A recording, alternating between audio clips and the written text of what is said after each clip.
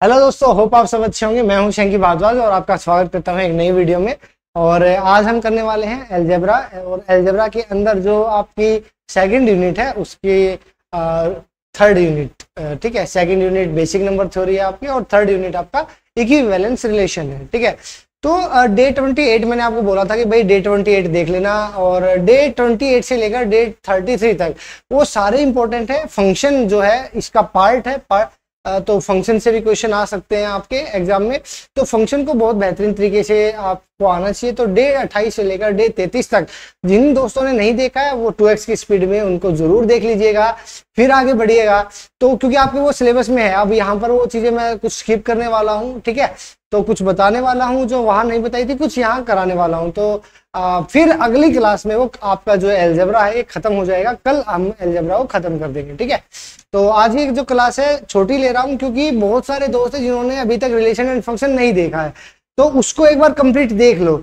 Number theory जो day 1 में मैंने आपको कराई है एक बार उसको देख लो। फिर जब आप कंप्लीट करोगे तो आपका बिल्कुल टू द पॉइंट और 100% क्लियर हो जाएगा, ठीक है। तो आज थोड़ा वैसे भी लेट हूँ तो इसलिए छोटी क्लास रहेगी आज, ठीक है। Okay, let's start. देखो भाई, पहले तो लास्ट क्लास का डाउट ले लेते हैं कि लास्ट क्लास में कुछ बच्चों का डाउट था कि सर वो आपने रिजल्ट पूरा नहीं कराया, जैसे भी चीजें थी एक बार मैं बता देता हूँ, देख लो एक बार फटाफट। भाई रिजल्ट क्या था कि किन्हीं भी दो नंबर्स का जो जीसीडी है, किन्हीं भी दो नंबर्स का जो जीसीडी है उनको हम इंटीग्रल लीनियर कॉम्बिनेशन की फॉर्म में हम रिप्रेजेंट कर सकते हैं, ठीक है। जैसे GCD of a and b represented as m a plus n b, m and n are integers, m and n are integers, ये आपसे पूछा गया है, ठीक है। तो देखो भाई, मैंने कल आपको सिखाया था, एक बार रिवाइज करवा देता हूँ। हो सकता है एक आधी बात नहीं बताई गई हो तो वो यहाँ पर बता देता हूँ। और एक एग्जांपल और ऐड कर दिया है कि आपके क्लैरिफिकेशन आपका बहुत अच्छे से हो जाए, कोई भी डाउट ना बचे, इसलिए एक और एग्जाम्पल मैंने ऐड कर दिया और उसको भी इस रिजल्ट से समझाऊंगा। रिजल्ट 100% अच्छे से याद आपको हो जाए, ठीक है। तो देखो भाई, हमने पढ़ा था कल, हम ये चीज कर चुके थे कि 130 को मैंने 70 से डिवाइड करना सिखाया था। मतलब इस तरह से हमने डिवाइड करना सीखा था कि 130 को हम 70, मतलब देखो एग्जाम में तो क्या है, ये एक पैटर्न है जो मैं आपको सिखाना चाह रहा हूँ, ठीक है। वैसे जीसीडी निकालना आपको आता ही है, बहुत इजीली आप निकाल सकते हो, है ना। तो 70 को 130 से हमने डिवाइड किया था, 70 एकम 70, और यहाँ पे 60 रिमाइंडर बचा था। फिर जो भी रिमाइंडर बचता था वही पहले वाले डिवाइजर को डिवाइड करता था। तो 60 एकम 60, तो बचा कितना 10। तो जो भी रिमाइंडर बचता था वो पहले वाले डिवाइजर को डिवाइड करता था। 10 6 60, ठीक है। ये तो उसने जो पहले एक हमारा वो आया था, जो पहले एक इससे पहले वाला जो रिजल्ट मैंने आपको बताया था, उस रिजल्ट में मैंने आपको बताया था जब रिमाइंडर 0 आ रहा है तो उससे पहले वाला जो रिमाइंडर है, उससे पहले वाला जो रिमाइंडर है यहाँ पर, उससे पहले वाला कौन सा रिमाइंडर है 10। तो ये जब 0 आने से पहले जो रिमाइंडर बचा है वही जीसीडी होगा, वही जीसीडी होगा किसका, जो भी आप ऊपर दो नंबर लेके चले हो 130 एंड 70 का, 130 एंड 70 का, ठीक है। तो हमारा जीसीडी कितना है 10। तो ऊपर जो रिजल्ट है ना वो क्या कहता है, GCD of 70 and 130, sorry 130 and 70 is equal to m a plus n b की फॉर्म में हमें रिप्रेजेंट करना है। अब ये कितना है 10, 10 को रिप्रेजेंट करना है m a plus n b की फॉर्म में रिप्रेजेंट करना है, ये हमें निकालना है, ठीक है। अच्छा देखो, अब यहाँ पे देखो, अब 130 हमारा ए था, 70 हमारा बी था, तो हमने इस तरह से डिवाइड किया, 70 एकम 70 और 60 रिमाइंडर बचा, ठीक है। और 60 को फिर हमने इस तरफ ले आए और 70 उस तरफ से ला गया तो माइनस हो गया, ठीक है। तो 60 क्या था R1 था, 130 क्या था A था, और 70 क्या था B था, ठीक है। फिर हमने क्या किया था, अगली टर्म में 60 ने 70 को भाग किया था, 60 ने 70 को भाग किया था, तो जो भी रिमाइंडर आएगा वो पहले वाले डिवाइजर को डिवाइड करता हुआ चलेगा, ठीक है। तो 70 को भाग कर दिया, ये हमारा क्या है 70, 70 हमारा क्या है B, ठीक है। 70 कैसे आया, 60 एकम 60 और 10 70, तो 70 को हम लिख सकते हैं डिवीजन एल्गोरिथम से। 70 बराबर है 1 × 60 + 10, ठीक है। तो 10 मैंने इसी तरफ रखा, 60 को उस तरफ भेज दिया, तो 70 में से 60 घट गया, तो 10 क्या आया है, नया रिमाइंडर आया है R2। 70 को हमने क्या बोला है B, और 60 को हमने क्या बोला है R1, 60 को हमने क्या बोला है R1। ठीक है, इससे अगली जो भाग आई थी उसमें वो कंप्लीट भाग हो गया था, तो हमने उसमें रिमाइंडर का कोई करना काम था नहीं। ठीक है, तो देखो भाई अगली लास्ट वाली भाग का हमें कुछ नहीं करना था क्योंकि उसमें रिमाइंडर 0 हो गया था। अब देखो, अब R2 ये है B, 70 का वैल्यू मैंने B रखी। अब यहाँ पर देखोगे आप 1 इंटू R1, R1 की वैल्यू कितनी है मेरे दोस्त? R1 की वैल्यू यहाँ से आप देखोगे A minus B, A minus B, यहाँ पर R1 की वैल्यू दे रखी है, तो मैंने यहाँ पर बस R1 की वैल्यू पुट कर दी। ठीक है, A माइनस B कर दी पुट। तो आगे करूंगा तो फिर ये सारा चला जाएगा, कोई बात नहीं, जाएगा तो दोबारा लिख लेंगे, क्या दिक्कत है। ठीक है, ओके। तो भाई देखो, तो यहाँ पे मैंने R1 की वैल्यू पुट कर दी, A माइनस B, ऊपर से लेके यहाँ से मैंने R1 की वैल्यू ली और यहाँ पे मैंने पुट कर दी, और यहाँ से फिर माइनस A और माइनस माइनस प्लस B आ गया, तो यहाँ आ गया माइनस A प्लस 2B, और A का कोफिशिएंट है -1 और B का कोफिशिएंट है 2। ये M और N की वैल्यूज है। तो जो रिजल्ट था वो रिजल्ट क्या कहता था कि भाई जो GCD है 130 एंड 70 का, उसको हम MA प्लस NB की फॉर्म में लिख सकते हैं, वो ये कह रहा था। ठीक है, तो भाई GCD ऑफ 130 एंड 70 वो भाग करके मैंने दिखाया था, तो उसमें कितना आया था 10, मतलब 10 को लिखना है किसकी फॉर्म में? MA प्लस NB की फॉर्म में लिखना है। यहां तक बात ठीक है। अब देखो हमारी M की वैल्यू कितनी आई है? -1। M की वैल्यू कितनी आई है? जो भी A का कोफिशिएंट तो ठीक है वो है -1।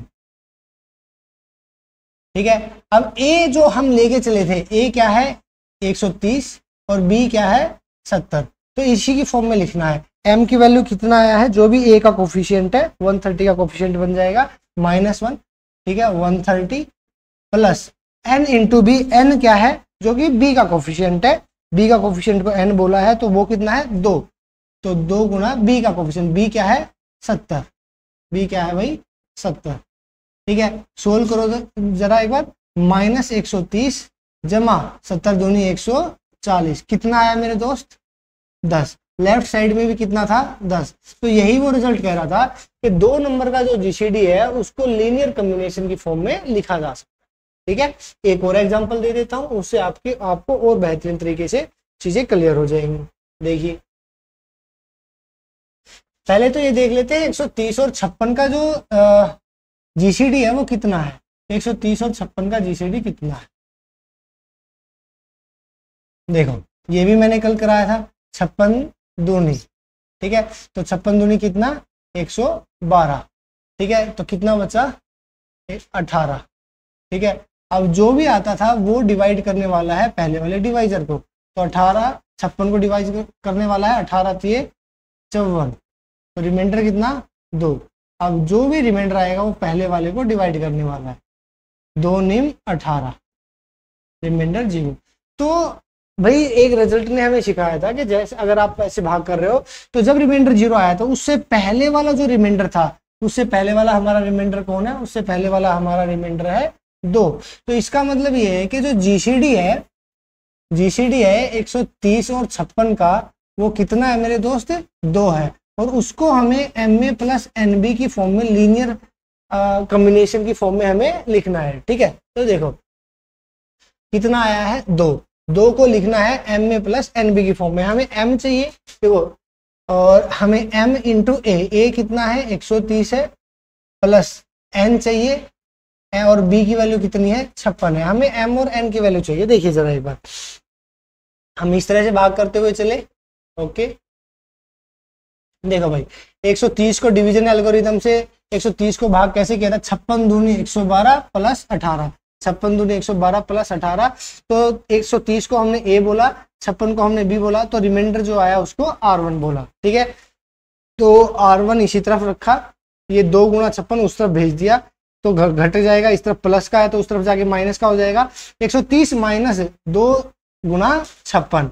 ठीक है, 130 क्या है? A की वैल्यू है, 2 गुना 56 क्या है? B की वैल्यू है, जो हम A और B ऊपर लेके चले हैं, ये A है और ये हमारा B है, जिनका हम GCD ले रहे हैं। ठीक है, अब जो भी रिमाइंडर आता है फिर से वही पहले वाले उस पर लग जाता है, 18 और 56 की डिवीजन एल्गोरिथम। तो 56 को लिख दिया 18 गुना 3, 18 3 54 और 2 56। तो देखो 56 क्या था? B की वैल्यू थी, 56 क्या था, बी की वैल्यू है हमारी, यहाँ पे देखने को मिली हमें 56 की वैल्यू बी की वैल्यू है। और 18 जो है R1 है, 18 जो है R1 आया था ऊपर हमारा, ठीक है, इंटू 2 ये नया R2 आया है, ठीक है।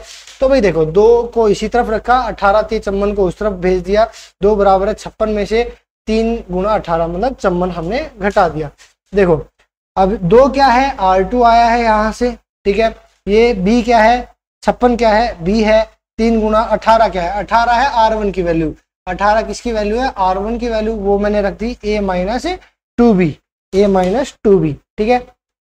तो देखो भाई R2, अब देखो ये गुना कर दिया अंदर, -3A और प्लस 6B, तो माइनस माइनस प्लस हो जाएगा, 6B और 1B 7B और -3A, तो मैंने A कैसे लिख दिया, -3A प्लस 7B, कैसे लिख दिया, -3A प्लस 7B। तो M की वैल्यू कितनी आ गई, -3 और N की वैल्यू कितनी आ गई, 7। तो बस यहाँ पे पुट करके देखो एक बार ये सेटिस्फाई करता है या नहीं करता है। 2 बराबर है -3 गुना A, -3 गुना 130 प्लस में N क्या है 7, 7 गुना 56, करो गुना, 13 39 -390 और 5 7 35 7 6 42 392, ठीक है। तो क्या ये बराबर आ गया, तो आप कहोगे हाँ सर बिल्कुल बराबर आ गया। तो MA प्लस किसी भी 2 नंबर का GCD जो कि 2 था उसको हम लीनियर कॉम्बिनेशन में लिख पाए, बस ये वाला रिजल्ट था जो कल हमने सीखा था, ठीक है। समझ में आ गई भाई बात, क्लियर है। अब आज की क्लास देखते हैं, ठीक है। चलिए देखो डाउट नहीं रहना चाहिए, मेन बात ये होती है कि भाई डाउट अगर रह गया तो फिर पढ़ने का कोई फायदा है नहीं, है ना। तो लेट्स स्टार्ट फ्रॉम टूडेज। इसमें भी बहुत सारी चीजें हैं जो मैं आपको पहले कह चुका हूं कि आपको पढ़नी है डे 28 से लेकर डे 33 तक। इन चीजों को आप बहुत बेहतरीन तरीके से क्लियर कर लीजिए, ठीक है। ये आपके सिलेबस में है डे 28 से डे 33, तो अच्छे से क्लियर कर लो उसको, ठीक है। देखो भाई ये बेसिक चीजें हैं क्योंकि मैं पहले भी पढ़ा चुका हूं, तो एक बार थोड़ा थोड़ा रिवाइज करा देता हूं। सेट क्या होता है, सेट होता है well defined collection of objects. Well defined क्यों बोला जाता है, हम पहले भी पढ़ चुके हैं। वेल डिफाइंड का मतलब मेरे दोस्त ये है कि भाई जिस तरह से आपके लिए कोई चीज डिफाइंड है मेरे लिए भी वैसी ही होनी चाहिए। मतलब जिस तरह से अगर मान लो मेरे लिए मेरी फैमिली की इंपॉर्टेंस है, आपके लिए भी आपकी फैमिली की इंपॉर्टेंस वही होनी चाहिए। जिस नजरिए से मैं सक्सेस को देखता हूँ उस नजरिए से आप भी देखो, तो हमारा नजरिया अगर सेम होगा तो उसको वेल डिफाइंड बोल दिया जाएगा, ठीक है। जैसे कि मैंने एग्जांपल दिए हैं पहले भी कि भाई अगर मैं आपको कहूँ कि भाई टॉप 5 मूवीज बताओ, ठीक है। अब मुझे तो आपके लिए टॉप 5 मूवीज अलग हो सकती है, मेरे लिए अलग हो सकती है, बट अगर हमारा नजरिया सेम है, ठीक है, तो आप भी मेरी मैं साइंस फिक्शन मूवीज को पसंद करता हूं, तो हो सकता है आपके लिए वही हो। तो ये थोड़ा सा एम्बिग्यूटी आ जाती है इस चीज के अंदर कि भाई आपके लिए अलग मेरे लिए अलग टॉप 5, तो उस चीज में हम उसको वेल डिफाइंड नहीं बोलते। हम वेल डिफाइंड तब बोलेंगे जब दोनों के लिए सेम आएंगी चीजें, ठीक है। तो सेट क्या होता है, वेल डिफाइंड कलेक्शन होता है ऑब्जेक्ट्स का। अब जैसे सेट ऑफ नेचुरल नंबर है, ठीक है। अब मैं आपसे पूछूंगा सेट ऑफ नेचुरल नंबर बताओ, तो आप भी यही कहोगे 1 2 3 से लेकर आगे तक, और मैं भी यही कहूंगा 1 2 3 से लेकर आगे तक। तो वेल डिफाइंड है, दोनों के लिए सेम चीज है, ठीक है। और इसको हम दूसरी फॉर्म में भी लिख देते थे, ठीक है, कार्टेशियन प्रोडक्ट। कार्टेशियन प्रोडक्ट भी हम सीख चुके हैं, ए क्रॉस बी। इसमें क्या होता था, ए के एलिमेंट्स और बी के एलिमेंट्स, ए क्रॉस बी कैसे लिखा जाता था, ऑर्डर पेयर के अंदर। ये क्या है, ऑर्डर पेयर है, और ये ए एलिमेंट लिया जाता था पहले वाले का, बी एलिमेंट लिया जाता था दूसरे वाले का, ठीक है। इस तरह से हम कार्टेशियन प्रोडक्ट लिखते थे, ठीक है। ए सेट मान लिया, बी सेट मान लिया, यहाँ पे 1 और 2 है एलिमेंट, यहाँ पे 3 और 4 है। तो अगर आपको कार्टेशियन प्रोडक्ट लिखनी है तो पहले इस एलिमेंट को इन दोनों के साथ आप ऑर्डर पेयर में लिखोगे, 1 3 और 1 4, फिर इस दूसरे से 2 से आप 2 3 और 2 4, 2 3 और 2 4, तो ये हो गया कार्टेशियन प्रोडक्ट। ये रिवाइज करा रहा हूँ क्योंकि इनका यूज है आगे आने वाली क्लास में, ठीक है। ओके, रिलेशन क्या होता है मेरे दोस्त, रिलेशन भी देख लेते हैं।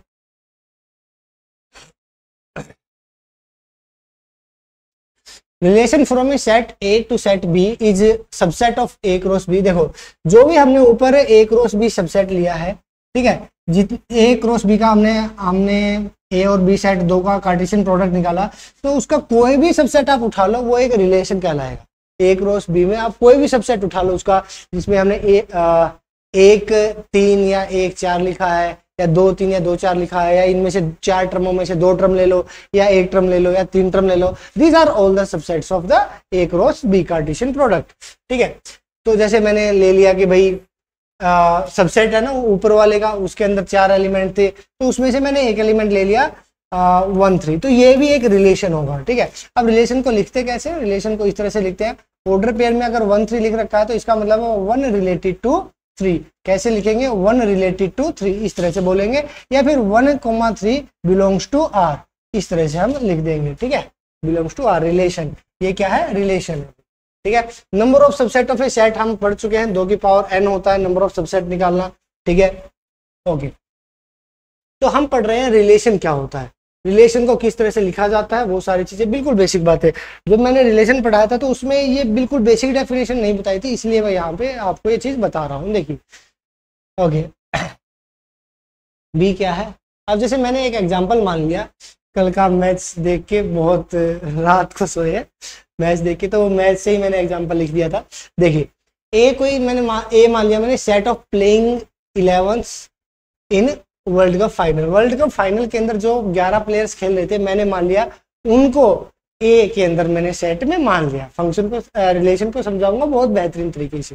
ठीक है, तो ए के अंदर किसके किसके नाम आएंगे, जो 11 बंदे कल खेल रहे थे उनके नाम आएंगे ए के अंदर। ठीक है, अच्छा, बी के अंदर क्या माना है मैंने, बी के अंदर मैंने मान लिया होल नंबर। होल नंबर बोले तो 0 1 2 3 अप टू इन्फिनिटी। ठीक है, ये होल नंबर आ गया। ठीक है, तो ए किससे बिलोंग करता है, ए हमें जब हम रिलेशन डिफाइन करते थे, ए क्रॉस बी करा था ना हमने प्रोडक्ट में, कार्टेशियन प्रोडक्ट में करा था, तो ए का लेते थे, बी का लेते थे। ठीक है, तो वैसे ही देखिए, A belongs to A, B belongs to B. ठीक है, तो ए रिलेटेड टू बी कब बोला जाएगा, मैंने रिलेशन डिफाइन करना है, मुझे क्या करना होता है, किसी जैसे मैपिंग नहीं डिफाइन करते थे फंक्शन में, ऐसे रिलेशन डिफाइन करना होता है कि रिलेशन है क्या, किस तरह से वो रिलेशन बना रहा है, रिलेशन की डेफिनेशन क्या दी गई है वहां पे। ठीक है, तो देखिए, अगर ए रिलेटेड टू बी मैं तब बोलूंगा जब is the A related to B का मतलब है is the number of runs scored by A. ठीक है, A related to B, A क्या है उस प्लेयर का नाम है, और बी क्या है जितना होल नंबर है, तो इन दोनों के बीच में रिलेशन डिफाइन कर दिया मैंने, ए रिलेटेड टू बी। कैसे कि number of runs scored by A, जो ए के अंदर बंदा है उसने कितना स्कोर किया है, वो रिलेशन हमने डिफाइन किया है। जैसे देखो, सबसे ज्यादा कल किसने रन करे थे, कोहली ने, और कोहली ने कितने रन करे थे 76, फिर अक्षर ने करे थे कितने 47, फिर दुबे ने करे थे कितने 27। ठीक है, रोहित ने कितने किए थे 9। तो मैंने 4 प्लेयर्स के लिए। अब यहाँ पे बात क्या होती है रिलेशन के अंदर, यहाँ पे सेपरेट हो सकता है कि किसी की पारी आई ना हो, तो अगर तो कोई दिक्कत वाली बात नहीं है, पारी आई भी नहीं थी तो ये रह गए नीचे बंदे, कोई दिक्कत वाली बात नहीं है। ठीक है, तो यहाँ पर खाली रह सकते हैं, फंक्शन वाली चीज में मत जाना। फंक्शन जब डिफाइन होता है तो उसमें यहाँ पे खाली नहीं रहते हैं डोमेन के अंदर, बट यहाँ पे रिलेशन के अंदर खाली रह सकते हैं, मतलब पड़े रह सकते हैं, यहाँ पर भी पड़े रह सकते हैं, कोई भी दिक्कत वाली बात है नहीं है। ठीक है भाई, तो इसने यही कहा कि अब कैसे लिखूंगा मैं इस चीज को। ठीक है, कि भाई ए रिलेटेड टू बी कैसे लिखेंगे, ए में क्या है नाम है किसी का, तो हम कैसे लिखेंगे देखिए जरा, यहाँ पे मैंने लिख के बताया है। ठीक है, तो मैंने इस तरह से लिखा कि रिलेशन में किस तरह से आएंगे, रिलेशन बनाओ। अब रिलेशन हम कलेक्शन लेंगे, देखिए कोहली कोमा 76, इस तरह से ऑर्डर पेयर में लिख सकते हैं, जैसे कार्टेशियन प्रोडक्ट में हमने लिखा था। ठीक है, और अक्षर का 47 के साथ, दुबे का 27 के साथ, रोहित का 9 के साथ, मैंने ये इस तरह से ये रिलेशन डिफाइन किया।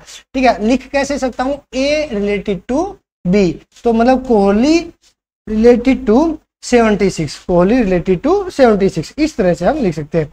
बिल्कुल बेसिक बातें हैं, आपको ऐसा लग रहा होगा इतना बेसिक, पर क्या बात है कि मैं कमी नहीं छोड़ना चाहता। ठीक है, कि अगर 11th 12th का कहीं यूज हो रहा है तो वो भी इतनी बेसिक से बता दूं कि आपका ग्रेजुएशन में अपने आप चीजें क्लियर होती चले, कि डाउट ना आए जब मैं ग्रेजुएशन की चीजें टच करूं तो। ठीक है, तो ये आ गई भाई बात। तो इस तरह से आप कोहली R76 लिख सकते हो, और क्या लिख सकते हो, Kohli comma 76 belongs to R। ठीक है, इस तरह से रिप्रेजेंटेशन एक रिलेशन की दी जाती है। ठीक है, होप आप समझ गए होंगे। अब जो आपका यूनिट है वो है इक्विवेलेंस रिलेशन। ठीक है, इक्विवेलेंस रिलेशन के अंदर जो मैंने रिलेशन में पढ़ा दिया, वो मैं नहीं पढ़ा रहा हूँ, ठीक है। जो इक्विवेलेंस क्लास, वैसे तो इक्विवेलेंस रिलेशन में पढ़ा चुका हूँ रिलेशन वाले चैप्टर में, फिर भी एक छोटा मोटा रिवीजन करा दूंगा मैं, एक दो एग्जांपल बता दूंगा। और इसके अलावा इक्विवेलेंस क्लास नहीं कराई थी, वो मैं यहाँ पे करा, ठीक है। इक्विवेलेंस क्लास को बहुत बेहतरीन तरीके से समझेंगे, और ऐसा समझेंगे जैसा आपको पता है कैसा समझेंगे, ठीक है। लाइक और कमेंट जरूर कर दीजिए, ठीक है। अगर अभी तक आपने लाइक नहीं किया है तो लाइक का बटन दबाइए और कमेंट जरूर कीजिए, जैसा भी आप कनेक्टेड फील कर पाते हैं वैसे जरूर कीजिए, ठीक है। देखिए, इक्विवेलेंस रिलेशन के बारे में हम पहले भी पढ़ चुके हैं हमारे डे 28 के अंदर, फिर से मैं रिवाइज करवा देता हूँ। इक्विवेलेंस रिलेशन को इस तरह से डिनोट किया जाता है, and equivalence relation on set A is binary relation. एक बाइनरी रिलेशन होता है दो टर्म्स के बीच में relation on A which is, ठीक है, जो रिफ्लेक्सिव भी हो, सिमेट्रिक भी हो और ट्रांजिटिव भी हो। इक्विवेलेंस रिलेशन किसको बोलते हैं? एक ऐसा रिलेशन, एक ऐसा बाइनरी रिलेशन, दो टर्म्स के बीच में रिलेशन जो रिफ्लेक्सिव भी हो, सिमेट्रिक भी हो और ट्रांजिटिव भी हो। रिफ्लेक्सिव का मतलब क्या होता है? रिफ्लेक्सिव का मतलब होता है खुद का खुद के साथ कैसा रिलेशन है, खुद का खुद के साथ कैसा रिलेशन है, इसको हम क्या बोलते हैं? ए का ए के साथ कैसा रिलेशन है, बी का बी के साथ क्या रिलेशन है, पांच का पांच के साथ कैसा रिलेशन है, तो उसको हम क्या बोलते हैं? रिफ्लेक्सिव रिलेशन बोलते हैं। ए रिलेटेड टू ए, ठीक है, for all A belongs to A, मतलब सेट ए का हर एलिमेंट आपस में क्या होना चाहिए? आपस में रिलेटेड होना चाहिए, आपस में ए मतलब मान लो कि कल भी मैंने शायद रिफ्लेक्सिव का समझाया था, एक एक दो दो तीन तीन, अगर सेट ऑफ ए मान लिया मैंने एक दो तीन है तो उसके रिलेशन के अंदर एक एक दो दो तीन तीन आना चाहिए, मतलब सेम का सेम के साथ रिलेशन दिखाई देना चाहिए, तभी हम उसको रिफ्लेक्सिव बोल सकते हैं, ठीक है। सिमेट्रिक मिरर इमेज को बोला जाता है। सिमेट्रिक मतलब अगर ए रिलेटेड टू बी है तो बी रिलेटेड टू ए भी होना चाहिए, ठीक है। मैं आपसे रिलेटेड हूं तो आप भी मेरे से रिलेटेड होने चाहिए, इस तरह से, ठीक है। मतलब अगर मैं आपको पढ़ा रहा हूं तो आप मेरे से पढ़ रहे हो चलो, ठीक है। तो कहने का मतलब जितनी लगन से मैं आपको पढ़ा रहा हूं उतनी लगन आप में भी होनी चाहिए पढ़ने के लिए। मैं आपके सिलेक्शन के लिए अगर यहाँ पे कंटिन्यूसली लगातार कर रहा हूँ काम, तो आपकी भी जिम्मेवारी बनती है डबल अपना हार्डवर्क करने की। रिमेनिंग बहुत अच्छा टाइम बचा हुआ है, इस टाइम के अंदर बहुत जोरों से अगर आप आगे बढ़ सकते हो, ठीक है, अपना सिलेक्शन ले सकते हो। तो इसलिए मैं कहता हूँ कि थोड़ा जोर लगाओ यार, पेपर 1 पे भी और पेपर 2 पे भी, तभी तो सिलेक्शन होगा।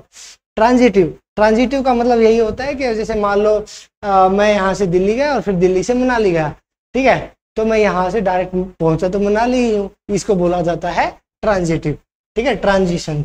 ओके, अगर 3 एलिमेंट्स है a B C, A set में से लिए गए हैं, तो ए रिलेटेड टू बी गिवन होगा और b related to c given होगा, तो हमें दिखाना होता है ए रिलेटेड टू सी, ये चीज दिखाना होता है। देखो ये ना ध्यान रखना, इंपॉर्टेंट बात जो मैं आपको बता रहा हूँ, सिमेट्रिक में क्या गिवन है? A related to b given है, तो हमें बी रिलेटेड टू ए दिखाना होता है, ठीक है।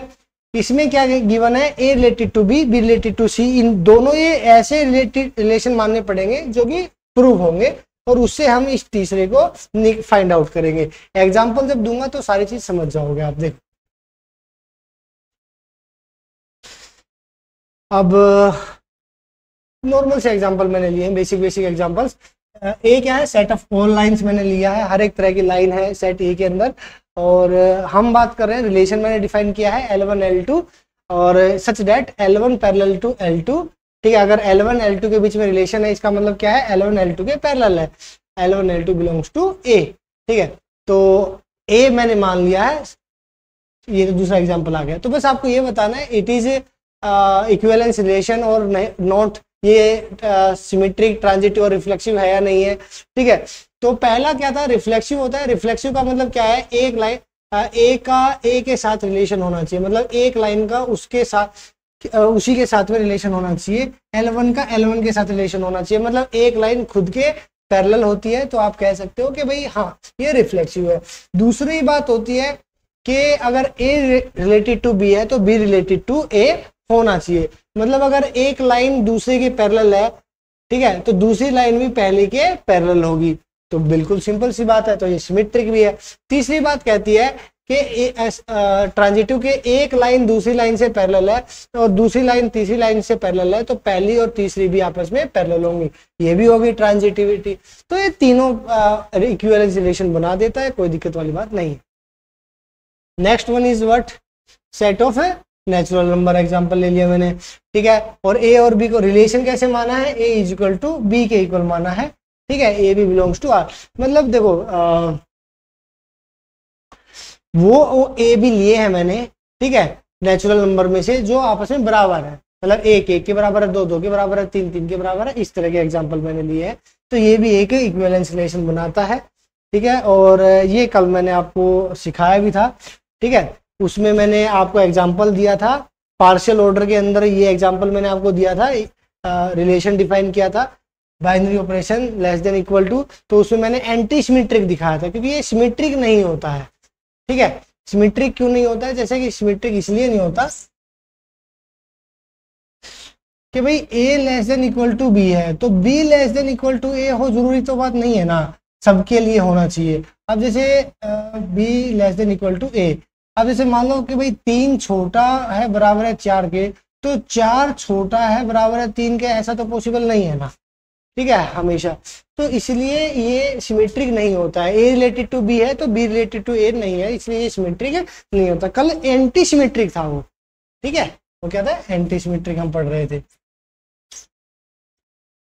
ओके, तो ये एग्जांपल मैंने दे रखे हैं भाई। अब जो इंपॉर्टेंट टॉपिक है जो मैंने वहां पे नहीं पढ़ा रखा, उसको स्टार्ट कर देते हैं। Congruence, congruence is the an important topic जो मैंने वहां पे कवर नहीं किया है। Congruence, congruence class, equivalence class, ये चीजें अभी रहती हैं, है ना। अच्छा, ये स्कैन करने में गड़बड़ तो नहीं हो गई है, ये पेज नंबर 2 है, और कॉन्ग्रुएंस मॉडुलो इक्विवेलेंस क्लास, चलो कोई बात। कॉन्ग्रुएंस का टॉपिक है आपके सिलेबस में और वो इम्पोर्टेंट है, देखो पता नहीं शायद पेज आगे पीछे हुए हैं या क्या हुआ है, I am not sure about it, but फिर भी चलो देख लेते हैं। कॉन्ग्रुएंस का टॉपिक आपके सिलेबस में है। कॉन्ग्रुएंस मॉडुलो एन, इसका मतलब क्या होता है, divide by n and take the remainder, ठीक है, उसको हम बोलते हैं कॉन्ग्रुएंस मॉडुलो एन। कैसे लिखते हैं एक बार इसका मतलब समझते हैं कॉन्ग्रुएंस का। यार ये कॉन्ग्रुएंस का यहाँ पर तो शायद नहीं लिखा जाना चाहिए था, क्योंकि इससे पहले बहुत सारी चीजें मुझे आपको बतानी थी। कोई बात नहीं, बेसिक नंबर थ्योरी के अंदर हमने वो चीजें पढ़ी, ठीक है, आपने डे 1 अगर देखा होगा तो कोई बात नहीं, वहीं से स्टार्ट कर देते हैं। देखिए कॉन्ग्रुएंस मॉडुलो एन होता क्या है, आप इसको किसके इक्वल लिख सकते हो। देखिए कॉन्ग्रुएंस मॉडुलो, जैसे अगर 3 की बात चल रही है, 13 modulo 3 congruence to 1, 13 modulo 3 congruence to 1, मतलब कैसे, 13 को 3 डिवाइड करेगा, 13 को 3 डिवाइड करेगा, 3 चौक 12, तो रिमाइंडर कितना आएगा 1, तो बराबर में रिमाइंडर आप लिख सकते हो, ठीक है। 20 मॉडुलो 3, तो 3 20 को डिवाइड करेगा, तो 3 छीके 18, तो रिमाइंडर कितना बचा 2, तो 20 मॉडुलो 3 इज कॉन्ग्रुएंट टू 2। तो कहने का मतलब क्या होता है, ये इस रिमाइंडर के बराबर होता है, ये वाली जो टर्म होती है वो इसके रिमाइंडर के बराबर होती है। बहुत ज्यादा इंपॉर्टेंट रिजल्ट है, इस बात को ध्यान रखिएगा, जो हम पढ़ते आए हैं नंबर थ्योरी के अंदर, ए बी मॉडुलो एन, ठीक है। आप इसको ऐसा भी लिख सकते हो, b congruent to a modulo n, इसमें कोई दिक्कत वाली बात नहीं होती है, ठीक है। तो ए इसका मतलब क्या होता है कि एन डिवाइड करता है ए माइनस बी को, एन डिवाइड करेगा बी माइनस ए को, इसमें कोई भी दिक्कत नहीं होती है। मैं बस इतना बताना चाह रहा हूँ कि ये जो टर्म है बी मॉडुलो एन या ए मॉडुलो एन, ये क्या होते हैं, इनके रिमाइंडर के बराबर होती है। अगर एन जो बी को डिवाइड करे तो जो रिमाइंडर आएगा उसके बराबर ये टर्म मानी जाती है, ठीक है। ये एक इंपॉर्टेंट रिजल्ट मैं आपको बता रहा था कि 2 integers a and b are said to be congruent, 2 numbers को ए और बी को कॉन्ग्रुएंट बोला जाएगा मॉडुलो एन से, ठीक है। अच्छा, डेफिनेशन अभी स्टार्ट हुई है, अब समझ में आई, ठीक है। देखिए तो बात क्या है, 2 इंटीजर्स ए और बी को कॉन्ग्रुएंट बोला जाएगा। कॉन्ग्रुएंस की डेफिनेशन स्टार्ट हुई है अब यहाँ से, ठीक है, कि होता क्या है कि ए और बी को मॉडुलो एन के कॉन्ग्रुएंट बोला जाएगा। कैसे लिखा जाएगा, A congruent to B modulo N if N divides A minus B where N is a positive integer. देखिए कॉन्ग्रुएंस को या हमने जो डे 1 में भी पढ़ा है उसमें भी हमने देखा है कि A congruence to B modulo N A. इसका मतलब क्या होता था कि जो एन होता था वो डिवाइड करता था इन दोनों के डिफरेंस को, ए माइनस बी के डिफरेंस को डिवाइड करता था मोडुलो एन। ठीक है, ये जब, या फिर आप ये कह सकते हो जब एन डिवाइड करेगा ए माइनस बी को तो आप A congruence to B modulo N लिख सकते हैं। तो इसका मतलब हमेशा ये रहेगा, ये बात आपको याद रखनी है। ठीक है, अब चीजें लाइन में लग जाएंगी। देखिए ओके, अब जैसे कि एक चीज और मैंने यहाँ पे रिलेशन एक डिफाइन किया है, क्योंकि रिलेशन पढ़ रहे थे हम। ठीक है, तो रिलेशन में मैंने ए और b such that a minus b is divisible by 3 आपसे पूछा है। तो क्या ये इक्विवेलेंस रिलेशन होगा या नहीं होगा, ये आपसे पूछा है। वापिस कॉन्ग्रुएंसी के ऊपर आएंगे। कॉन्ग्रुएंसी पूरा टॉपिक है, इसके रिजल्ट है, इंपॉर्टेंट रिजल्ट है। ठीक है, जो हम पढ़ेंगे। ठीक है, तो थोड़ा आगे पीछे हुआ होगा शायद। ठीक है, तो इक्विवेलेंस रिलेशन है या नहीं, इक्विवेलेंस रिलेशन हम पढ़ रहे हैं, तो इक्विवेलेंस रिलेशन है या नहीं है ये जानना है तो हमारे पास रिफ्लेक्सिविटी होनी चाहिए, सिमेट्री होना चाहिए और ट्रांजिटिव होना चाहिए, तीनों चीज होनी चाहिए। तो नॉर्मली ओरली देख लो, ए और बी क्या है, इंटीजर्स है, तो इंटीजर्स मान के अपना प्रूव करके देख लो, हाँ और ना का आंसर आपसे पूछा जाएगा। पहला क्या होता है, रिफ्लेक्सिव। रिफ्लेक्सिव में क्या होता है, ए रिलेटेड टू ए होना चाहिए। कोई भी इंटीजर ले लो, ठीक है, इसमें रिफ्लेक्सिविटी क्या कहता है, ए रिलेटेड टू ए होना चाहिए। मतलब कोई भी इंटीजर लो वो उससे रिलेटेड होना चाहिए। देखो भाई, अब इंटीजर लो, जैसे कि मैंने एग्जांपल ले लिया 5, तो 5 रिलेटेड टू 5 है या नहीं है। अब वो हाँ है या नहीं है वो डेफिनेशन बताएगी। ठीक है, पर हमें क्या लेना है, ठीक है, हमें लेना है डिविजिबल बाय 3 से। ठीक है, तो जैसे कि ये कह लिया क्या 3 3 से रिलेटेड है, क्या 3 3 से रिलेटेड है, तो आप कहोगे हाँ है, क्योंकि 3 डिवाइड करता है 3, ये जो a माइनस बी है, 3 माइनस 3 क्या आ गया, 3 माइनस 3 आ गया 0। तो क्या 3 0 को डिवाइड करता है, तो आप कहोगे सर बिल्कुल करता है। ठीक है, तो इसका मतलब है 3 3 से रिलेटेड है, ये वाली बात। ठीक है, जैसे कि कोई और एग्जांपल ले लो। अब क्या 6 रिलेटेड टू 6 है, ठीक है, तो या फिर आप ऐसे भी कह सकते हो क्या 6 रिलेटेड टू 3 है, तो आप कहोगे सर बिल्कुल है। क्यों है, पर सेम होना चाहिए ना यार, ए टू ए होना चाहिए, है ना। 6 6 से रिलेटेड है या नहीं है, तो आप कहोगे है, क्योंकि 6 डिवाइड करता है इन दोनों के डिफरेंस को। 6 माइनस 6 दैट इज 0, 6 डिवाइड करता है 0 को। तो कहने का मतलब कोई भी दो इंटीजर लो जो सेम लेने पड़ेंगे। रिफ्लेक्सिव में क्या लेना होता है, सेम लेना होता है।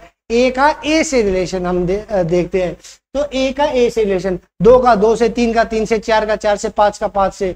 ठीक है, तो आप कोई भी इंटीजर देख सकते हो। ठीक है, 5 का 5 से भी देख सकते हो, 5 डिवाइड करेगा 5 माइनस 5 0 को। ठीक है, तो हर एक इंटीजर के लिए ये कहानी पॉसिबल है, इसमें कोई भी दिक्कत नहीं आने वाली। ठीक है, तो कहने का मतलब ये ट्रांजिटिव रिफ्लेक्सिव हो गया। ठीक है, क्योंकि ए का ए से रिलेशन है। अब दूसरी बात आती है सिमेट्री की। सिमेट्री क्या कहता था, ए अगर रिलेटेड टू बी है तो बी रिलेटेड टू ए भी होना चाहिए। ठीक है, तो वो आप इंटीजर्स मान लो, उसकी जगह पे कोई भी दो इंटीजर्स मान लेना, और जो डिविजिबल बाय 3 है, जैसे कि अब उसमें क्या कहता है कि ए रिलेटेड टू बी है, तो implies that B related to A होना चाहिए। ठीक है, अब जैसे मान लो कि भाई जो ए और बी की कोई भी वैल्यू मान लो, 3 और 6 मान ली। ठीक है, अलग अलग इंटीजर मानने हैं, तो क्या 3 6 से रिलेटेड है, पहले तो ये देखो क्या 3 6 से रिलेटेड है। तो क्या डेफिनेशन क्या कहती है, जो a माइनस बी है, a माइनस बी बोले तो ये ऐसे मान लो। ठीक है, 6 3 थोड़ा इजी हो जाए। तो वो कहता है, रिलेशन जिस तरह से डिफाइन किया है कि भाई a minus b is divisible by 3, तो 6 minus 3 is divisible by 3।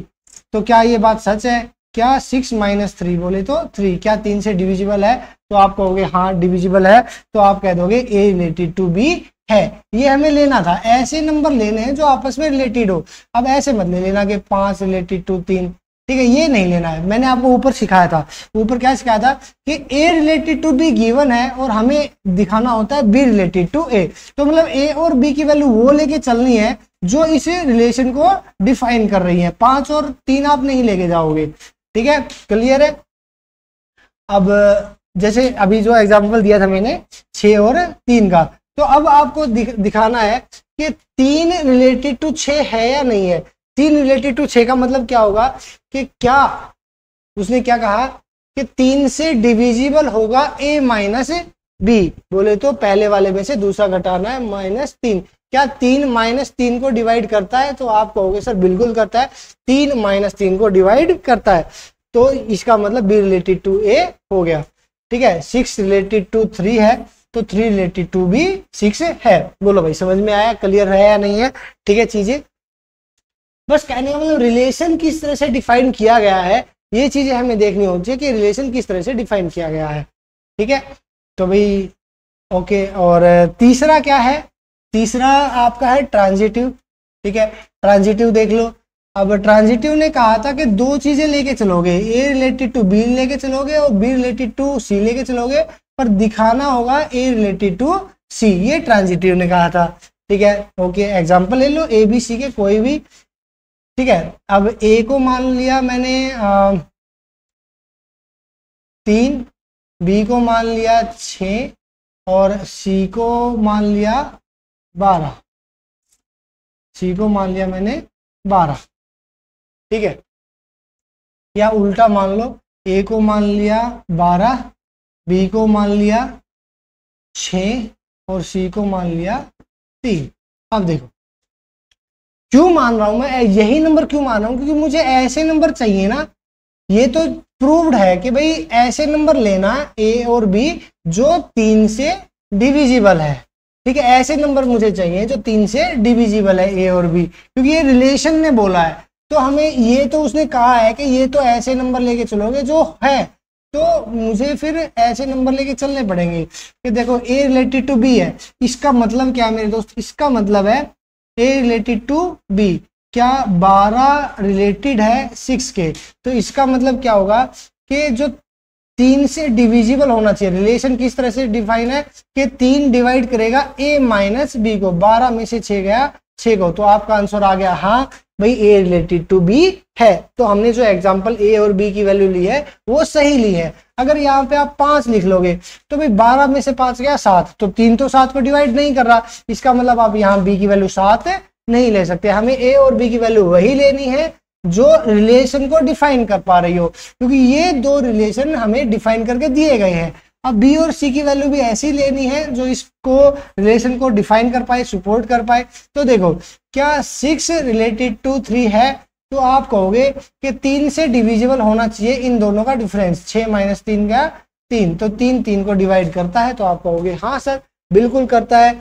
6 minus 3 बोले तो 3 3 को डिवाइड करता है। तो हमने 2 ऐसी वैल्यूज मान ली जिनके लिए ये दोनों चीजें सही है।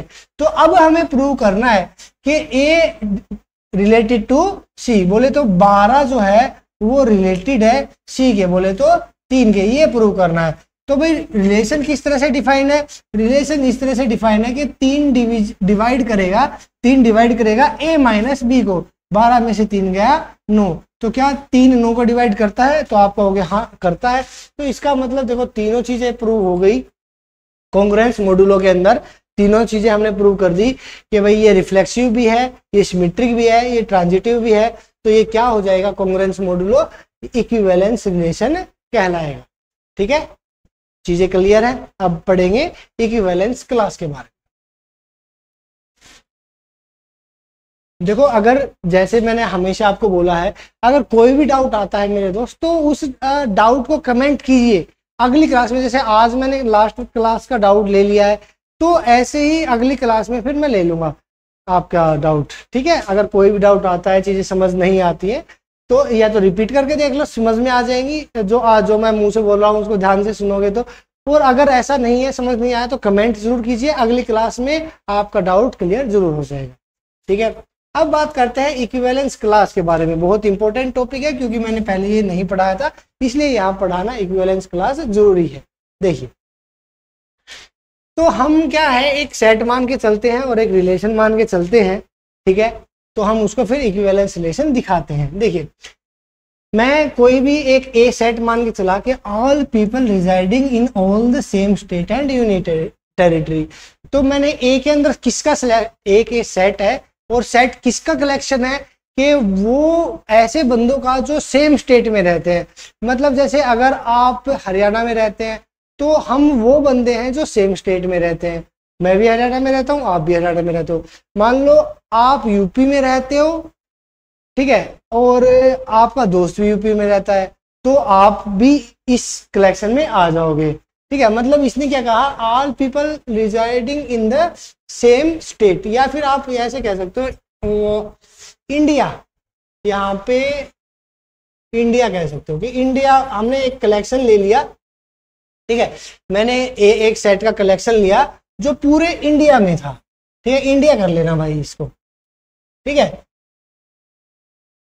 All people residing in the India, uh मैंने किसका कलेक्शन ले लिया है, पूरे इंडिया में जितने भी लोग रहते हैं उन सब का कलेक्शन मैंने ले लिया है ए में।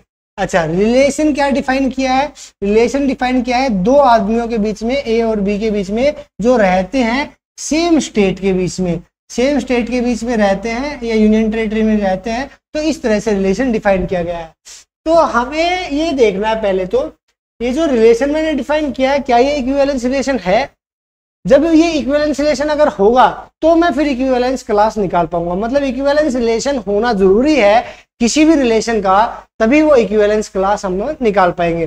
तो चेक करते हैं, ये जो मैंने एग्जांपल की तरह लिया है, रिलेशन मैंने डिफाइन किया है कि सेम स्टेट में रहने वाले बंदों का कलेक्शन लिया है रिलेशन में। तो ये जो कलेक्शन है, रिलेशन है, क्या ये इक्विवेलेंस रिलेशन है या नहीं है, देखते हैं। देखो ब्रो, इक्विवेलेंस रिलेशन है या नहीं है, तो देख लेते हैं। ये मैंने इंडिया छाप दिया यहाँ पे बहुत दिन बाद, बस फटाफट हमें बहुत 10 सेकंड मिलती हैं, 10 सेकंड में नहीं मिलती हैं छापने के लिए, तो इसीलिए थोड़ा जल्दीबाजी में जैसा ही बना। मेरी ड्राइंग इतनी ज़्यादा बेटर नहीं है, पर ज्योग्राफी में यूपीएससी में फटाफट सेकंड में कर देते थे, ठीक है। देखो जैसा भी बना, बहुत दिन बाद बना है, ठीक है। तो उसने कहा पहले तो एक बार सोचते हैं क्या ये इक्विवेलेंस रिलेशन है या नहीं, ठीक है भाई।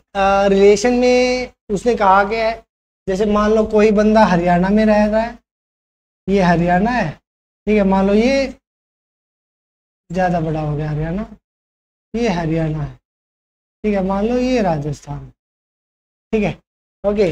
ये गुजरात है, कुछ भी मान लो, ठीक है। ये महाराष्ट्र, ओके। तो उसने कहा कि स्टेट में रहने वाले बंदे, कोई भी स्टेट लेके चलो आप, ठीक है। जैसे मैं हरियाणा ही लेके चल पड़ता हूँ, ठीक है, हरियाणा लेके चल पड़ते हैं कि हरियाणा लेके चले, इसके दो बंदे हैं, हमें ये बताना क्या ये रिफ्लेक्सिव है या नहीं है। पहले तो ये रिलेशन जो है वो रिफ्लेक्सिव है या नहीं है, सिमेट्रिक है या नहीं है, ये देखना है। तो भाई देखो, रिलेशन के अंदर क्या है, कोई एक स्टेट लेना है और उसके जो एलिमेंट लेने हैं। ये सेम स्टेट डिफाइन है ऊपर, ऊपर उसने डिफाइन किया है रिलेशन के अंदर सेम स्टेट में रहने वाले कोई भी दो बंदे आपस में रिफ्लेक्सिव भी होंगे, सिमेट्रिक भी होंगे और ट्रांजिटिव भी होंगे, तब उसको रिलेशन को हम बोल देंगे क्या कि ये एक इक्विवेलेंस रिलेशन है, ठीक है। तो देखो पहला तो है कि रिफ्लेक्सिव प्रॉपर्टी। तो रिफ्लेक्सिव प्रॉपर्टी में क्या होता है, सेम बंदा होता है। मान लो मेरा नाम है शेंकी, ठीक है, मान लो क्या ये सच्चाई ना, ये रियल नेम है, ठीक है। तो क्या शेंकी हरियाणा में रहता है, तो क्या शेंकी खुद हरियाणा में रहता है, वो वाली बात होगी। A related to A belongs to relation, ठीक है। मतलब शेंकी से रिलेटेड है या नहीं है, तो आप कहोगे शेंकी कहाँ रहता है, हरियाणा में रहता है, ठीक है। तो शेंकी हरियाणा में रहता है। कुल मिला के एक बंदा खुद उसी स्टेट में तो रहेगा, ठीक है। तो ये सिंपल सी बात हो गई, ओके। तो रिफ्लेक्सिव है। दूसरी चीज थी कि सिमेट्रिक, के सिमेट्रिक में दो बंदे लिए जाते हैं, ठीक है। एक शेंकी ले लिया, एक पैंकी ले लिया। तो शेंकी और पैंकी आपस में रिलेटेड है या नहीं है, तो आप कहोगे हाँ, अगर एक स्टेट से रिलेटेड है तो शेंकी और पेंकी आपस में रिलेटेड है। तो सिमेट्री में वो ये पूछता है कि अगर ए रिलेटेड टू बी है तो बी रिलेटेड टू ए होना चाहिए। ठीक है, वो ये पूछता है कि अगर शेंकी पेंकी से रिलेटेड है तो पेंकी भी शेंकी से रिलेटेड होना चाहिए। तो भाई सीधी सी बात है, शेंकी पेंकी अगर एक ही स्टेट में रहते हैं तो पेंकी और शेंकी भी एक ही स्टेट में रहेंगे, तो ये सिमेट्रिक भी हो गया। ठीक है, तीसरा था ट्रांजिटिव।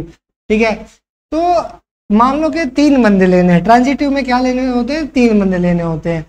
ये एक और ले लो, एंकी। ठीक है, एक एंकी बंदा था जो दो, तो एंकी रिलेटेड टू है किसके? पेंकी के। ठीक है, और पेंकी रिलेटेड है किसके? शेंकी के। तो हमें ये दिखाना होता है, क्योंकि A related to B, B related to C, तो ए रिलेटेड टू सी हमें दिखाना होता है।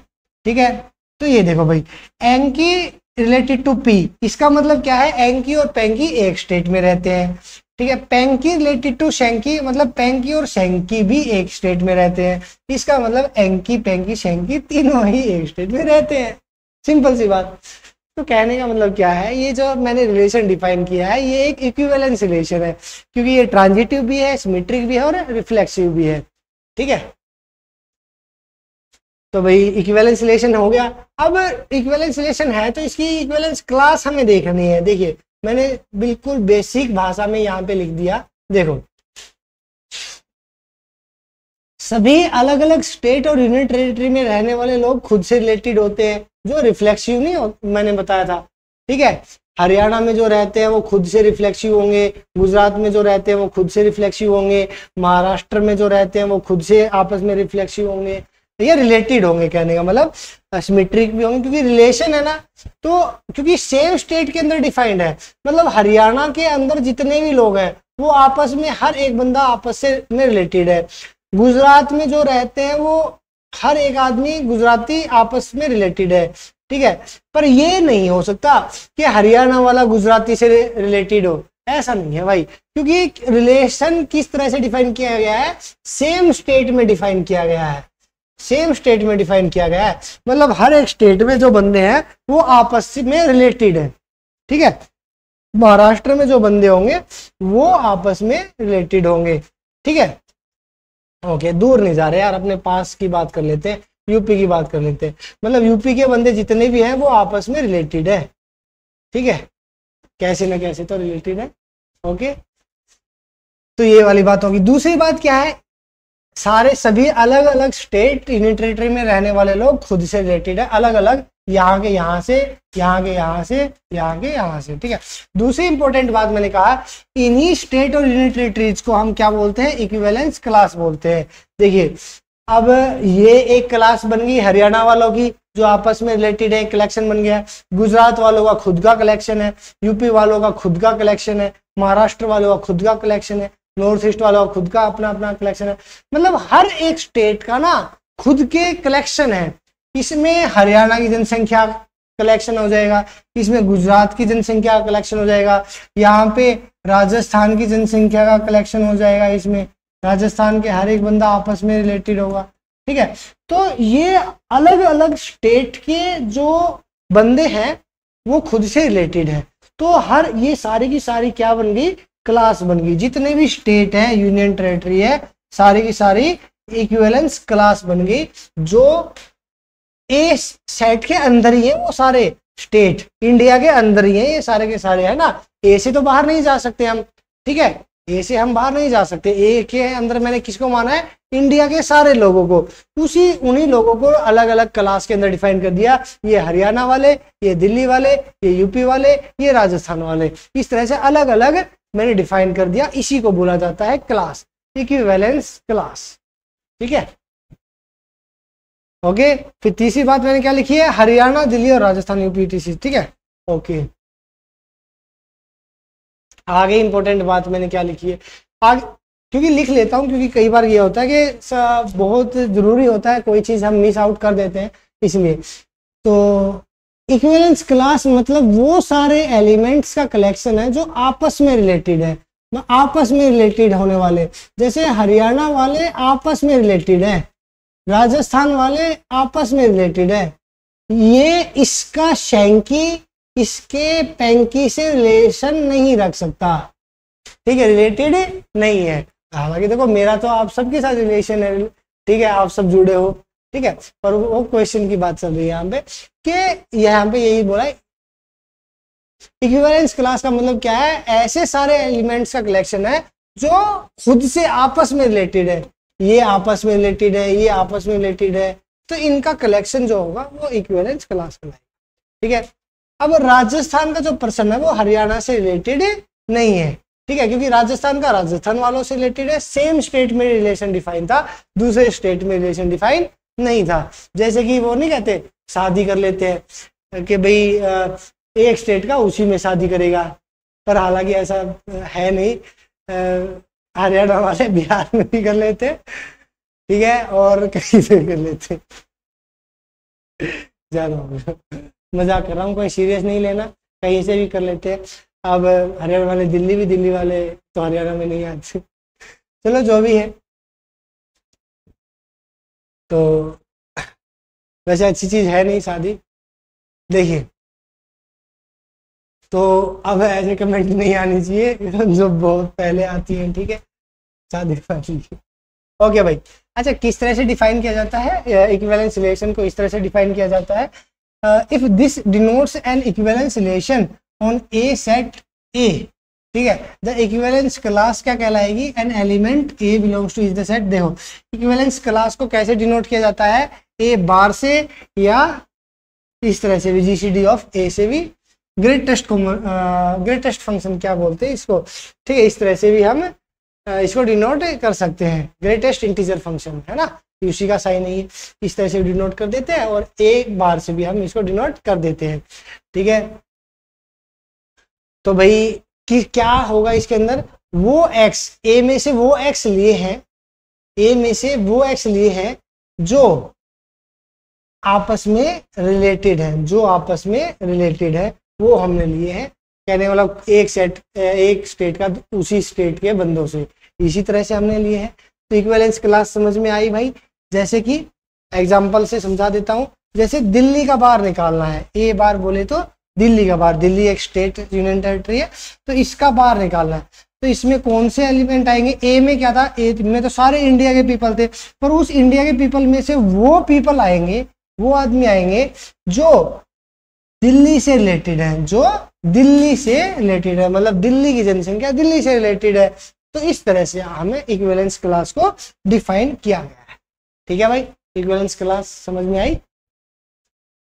तो दिल्ली बार, ऐसे ही हरियाणा बार आ जाएगा, ठीक है, जहां से आप लेते हो ये लिया जाता है सेट में से, ठीक है, वो पूरे इंडिया में से उन पीपल्स का कलेक्शन करना है जो दिल्ली में रहते हैं, पूरे ए में से, इंडिया में से उनका कलेक्शन करना है जो दिल्ली में रहते हैं, मतलब एक्स रिलेटेड टू दिल्ली का मतलब क्या है, x related to Delhi, x Delhi में रहता है, क्योंकि रिलेशन इसी तरह से डिफाइन किया गया है, ठीक है।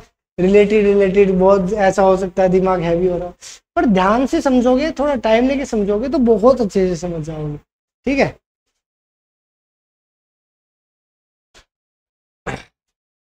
देखो भाई, अब जैसे कॉन्ग्रुएंस मॉडुलो है,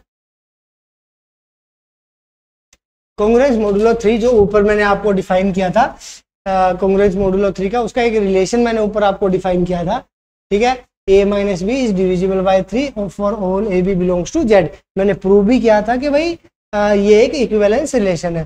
तो अब मैं इसका इक्विवेलेंस क्लास निकालना चाहता हूँ, ठीक है, मैं क्या चाहता हूँ, इसकी इक्विवेलेंस क्लास निकालना, ठीक है।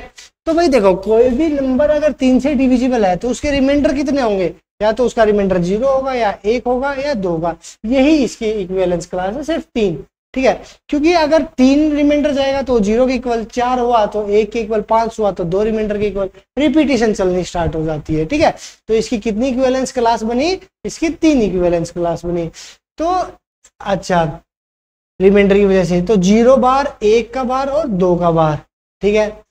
तो देखो 0 बार में कौन आएगा, 0 की इक्विवेलेंस क्लास में कौन आएगा, ऐसे बंदे आएंगे। देखो हमारे पास रिलेशन में कैसे, कौन कौन से इंटीजर्स हैं जो 3 से डिविजिबल है, ठीक है, अच्छा सेट में जो ऊपर मैं सेट लेके चला था उसमें तो सारे इंटीजर्स थे, उसमें तो सारे इंटीजर्स में लेके चला था, है ना, जो इसके लिए मैंने सेट डिफाइन किया था ऊपर। तो जीरो की कॉन्ग्रुएंस, जीरो की इक्विवेलेंस क्लास में कौन से एलिमेंट आएंगे, जिनका रिमाइंडर जीरो है। अब किनका रिमाइंडर जीरो होगा, ऐसे इंटीजर लेने हैं जिनका रिमाइंडर जीरो हो। अब भाई रिमाइंडर जीरो तो तभी आएगा ना जब 3 से डिवाइड होने वाले 3 के मल्टीपल में अगर आपने नंबर ले लिए, तो इसका मतलब ये होगा कि वो पूरे सारे जैसे 3 से 0, 3, 6, 9, 12, तो वो सब क्या देंगे, जिनका रिमाइंडर जीरो होगा वो 0 बार के अंदर इंक्लूड हो जाएंगे। ठीक है, अब एक बार का मतलब क्या है, जिसका रिमाइंडर 1 था तो 1 का कंजुगेट।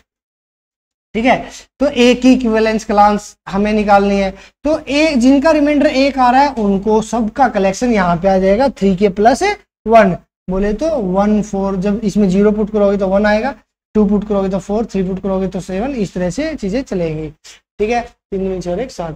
ठीक है, तो ये आ गए। तो इनमें आप अगर 3 से डिवाइड करोगे तो सब रिमाइंडर 1 देंगे, इन सबको आप 3 से डिवाइड करोगे तो रिमाइंडर 0 आएगा।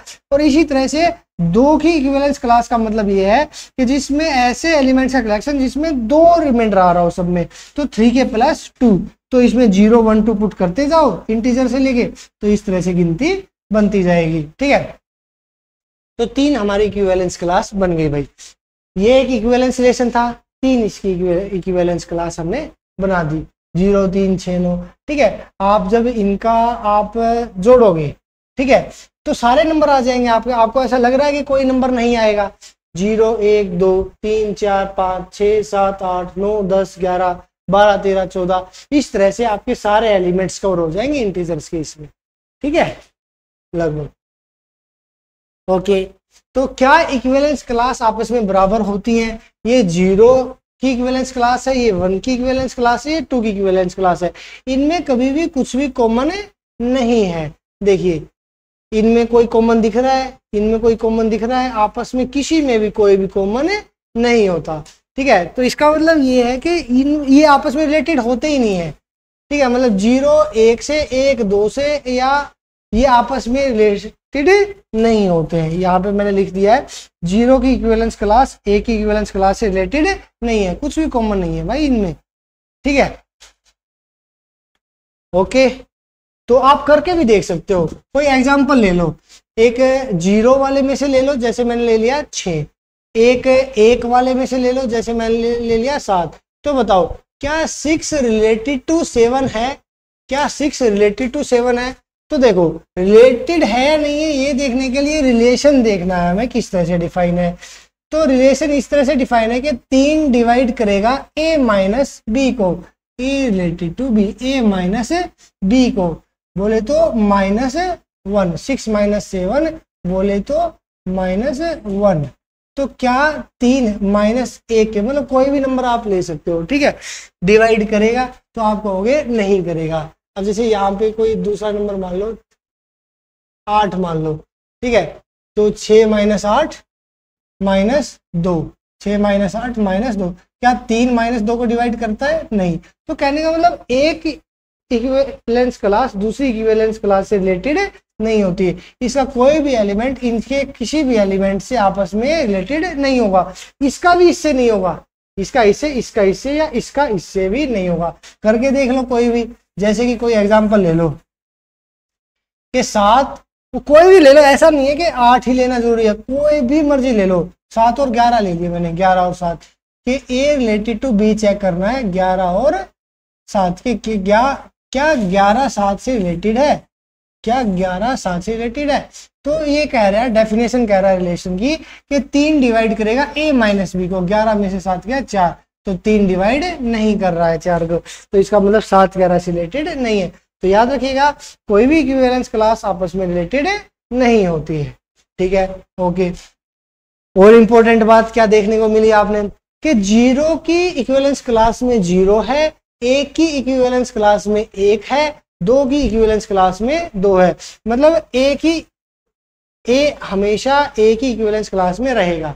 ये बात इंपॉर्टेंट आपने याद रखनी है कि ए की इक्विवेलेंस क्लास में रहेगा। जैसे 0 0 की इक्विवेलेंस क्लास में है, 1 1 की इक्विवेलेंस क्लास में है, 2 2 की इक्विवेलेंस क्लास में है, इस तरह से। ठीक है, अब 3 की इक्विवेलेंस क्लास देखने जाओगे तो इसके बराबर आ जाएगी, 4 की देखोगे तो इसके बराबर आ जाएगी, 5 की देखोगे इसके बराबर, इस तरह से आगे चीजें चलती रहेगी। ठीक है, रिपीट होती रहती है। ये लिख भी दिया। ओके, नेक्स्ट वन है जिस तरह से मैंने ऊपर डिफाइन किया है वो इंपॉर्टेंट रिजल्ट है आपके ये, और बहुत इंपॉर्टेंट आपके एग्जाम में पूछे जा सकते हैं और इनका यूज होता है मेनली। ठीक है, कि इक्विवेलेंस क्लास किस तरह से डिफाइन करी थी मैंने, कि सेट में से वो एलिमेंट्स लेने होते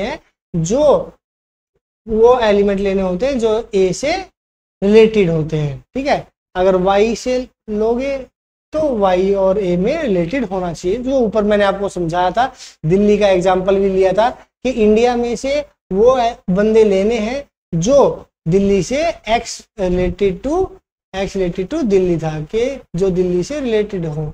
ठीक है, तो वो वाली चीजें यहाँ पे लिखी गई है, मतलब किस तरह से लिखी जाती है, बस डिनोटेशन में आपको बता रहा था इक्विवेलेंस क्लास का। दूसरी बात क्या कह रहे हैं कि अगर एक्स इक्विवेलेंट रिलेशन है ए के साथ, एक्स का इक्विवेलेंस रिलेशन है ए के साथ, if and only if x की इक्विवेलेंस क्लास ए की इक्विवेलेंस क्लास के बराबर होगी। इफ एंड ओनली इफ है तो इसका मतलब ये भी आप कह सकते हो कि अगर ए की इक्विवेलेंस क्लास एक्स की इक्विवेलेंस क्लास के बराबर है तो एक्स और ए आपस में इक्विवेलेंस रिलेशन में होंगे, या ये कह सकते हो एक्स और ए इक्विवेलेंस रिलेशन में है तो उनकी दोनों की इक्विवेलेंस क्लास बराबर होगी। और अलग होगी अगर कोई दो इक्विवेलेंस क्लास किन्हीं दो एलिमेंट्स की इक्विवेलेंस क्लास अलग होगी, कब, जब उनकी इक्विवेलेंस क्लास में कोई भी इंटरसेक्शन मतलब कॉमन नहीं है। जैसे ऊपर नहीं बताया था मैंने 0 1 और 2 इन तीनों के इंटरसेक्शन किया था तो कोई भी कॉमन नहीं था, तो इसका मतलब वो तीनों अलग अलग इक्विवेलेंस क्लासेस थी। तो ये रिजल्ट हो गया भाई। अब फंक्शन देख लेते हैं एक बार। फंक्शन हम पढ़ चुके हैं इसमें, बट डेफिनेशन नहीं बताई थी इसलिए यहाँ पे मैंने ये लिख दिया है। ठीक है, कल जब आप क्लास लो तो उससे पहले डे 28 से 33 तक आपको आना चाहिए और डे 1 आपको आना चाहिए। ठीक है, तब आगे पढ़ना। कल खत्म करेंगे इसको, बेसिक नंबर थ्योरी को या अलजेब्रा को। फंक्शन क्या कहता है, फंक्शन ये कहता है कि भाई जो इंपॉर्टेंट चीज है वही मैं बता देता हूँ। ये फंक्शन फ्रॉम ए सेट ए से बी में डिफाइन किया जाता है बाइनरी रिलेशन की तरह, एफ से फ्रॉम ए टू बी में, with the property that for every a belongs to a important is exactly one b belongs to B. ठीक है, देखो भाई वो ये कहता है कि ए के अंदर ए कोई सेट लिया, बी कोई सेट लिया है, ए में कुछ एलिमेंट है, बी में कुछ एलिमेंट है, तो उसने क्या कहा, ए के सभी एलिमेंट्स के लिए, ए के सभी एलिमेंट्स मतलब यहाँ पर कोई भी, जैसे एक यहाँ हो गया, ये खाली नहीं छूटना चाहिए क्योंकि डेफिनेशन में एवरी वर्ड इस्तेमाल कर दिया गया है कि ए के सभी एलिमेंट्स के लिए एग्जैक्टली 1 बी में मिलेगा, एग्जैक्टली 1 बी में मिलेगा, मतलब ए के सभी एलिमेंट्स के लिए बी में एक एलिमेंट जरूर मिलेगा, एग्जैक्टली एक मिलेगा, इसके लिए एक, इसके लिए भी एक, इसके लिए भी एक। ऐसा नहीं हो सकता कि इस एक के लिए यहाँ पर 2 मिल गए, नहीं हो सकता, तो उसको फंक्शन नहीं बोलेंगे। ठीक है, ओके। तो देखो एग्जांपल मैंने यहाँ पे दिया है, एक बार आप देख सकते हैं, यहाँ पे आपको बताना है कि ये फंक्शन है या नहीं है। देखो भाई ए एक सेट मान लिया मैंने 1 2 3, बी सेट मान लिया एक्स वाई, और फंक्शन मैंने डिफाइन किया गया है, मतलब मैपिंग इस तरह से की गई है, 1 की मैपिंग एक्स पे, 2 की मैपिंग वाई पे, 3 की मैपिंग एक्स पे, 1 की एक्स पे, 2 की वाई पे, 3 की एक्स पे। बताओ क्या ये फंक्शन है या नहीं है। तो पहली डेफिनेशन थी कि ए के सभी एलिमेंट्स की मैपिंग मिलेगी एग्जैक्टली एक एक बी में, तो क्या कोई ए में खाली तो नहीं है, तो आप कहोगे सर खाली नहीं है, तो इसका मतलब एवरी एलिमेंट ऑफ ए, हर ए के सभी एलिमेंट्स की कोई ना कोई मैपिंग है। फिर दूसरी बात थी एग्जैक्टली 1 इन बी, बी के अंदर एक होनी चाहिए, ए की एक है, 2 की भी एक है, 3 की भी एक है, 3 की भी एक ही है, ये नहीं है कि 3 2 को मैप कर रहा है, एक्स को भी और वाई को भी, ऐसा नहीं, ऐसा करता तो हम मना कर देते। तो इसका मतलब ये एक फंक्शन है। ठीक है, इस तरह से डिनोट किया जाता है दो सेट के बीच में फंक्शन एफ ए से बी, और एलिमेंट्स को डिनोट करना होता है तो ऐसे ए बी, इस तरह से डिनोट किया जाता है फंक्शन। देखो अब हम ये पढ़ चुके हैं, ये जो सेट है इस तरफ हम लेके चलते हैं फंक्शन में, इसको डोमेन बोलते हैं। इस तरफ जो पूरा सेट होता है उसको कोडोमेन बोलते हैं, और जितने एलिमेंट्स के ऊपर इमेज आती है उन इमेज का कलेक्शन रेंज कहलाता है। ये हम फंक्शन वाले चैप्टर में बहुत अच्छे से पढ़ चुके हैं। मैंने यहाँ लिख दिया है 1 to 1 function, onto function, inverse of a function, composition of a function. ठीक है, ये सारी आपके सिलेबस में मेंशन्ड है, तो डे 29 से लेकर डे 33 तक देखना ना भूले, और डे 28 भी देखें अगर आपने नहीं देखा है, और डे 1 भी देखें। ये बहुत इंपॉर्टेंट है आपके लिए, क्योंकि आपके सिलेबस में है, इसलिए मैं अब 1-1 बहुत बार पढ़ा चुका हूँ, 1-1 है, ऑन टू है, बहुत बार पढ़ाया है, तो फिर भी एक बार रिवाइज जरूर कर लेना। 2x की स्पीड में क्या जाता है यार, 2x की स्पीड में एक बार रिवाइज कर लेना। ठीक है, तो कल इसको हम खत्म करेंगे, आज के लिए इतना ही। ठीक है, अगर कोई डाउट है तो आप कमेंट करोगे और मैं उसका रिप्लाई करूंगा। अगर क्लियर नहीं होता है तो अगली क्लास में डाउट का सोल्व आउट करेंगे, पर हार नहीं माननी है, लगे रहना है। ये मत सोचना कोई सिंगल चीज मान लो कि समझ नहीं आई, अब क्या हुआ, कोई बात नहीं, कमेंट करो यार, मैं एक्सप्लेन करूंगा, मैं डाउट क्लियर करूंगा। ठीक है, तो भाई ये सारी चीजें, इनवर्स ऑफ फंक्शन, कैसे इन्वर्टिबल फंक्शन जो होता है, composition f of g g o f है ना, वो सारी चीजें हम पढ़ चुके हैं। अगर आपने बहुत बेहतरीन तरीके से मुझे फॉलो किया है तो आप ये सारी चीजें जानते भी होंगे। ठीक है, तो कल हम पढ़ेंगे क्या,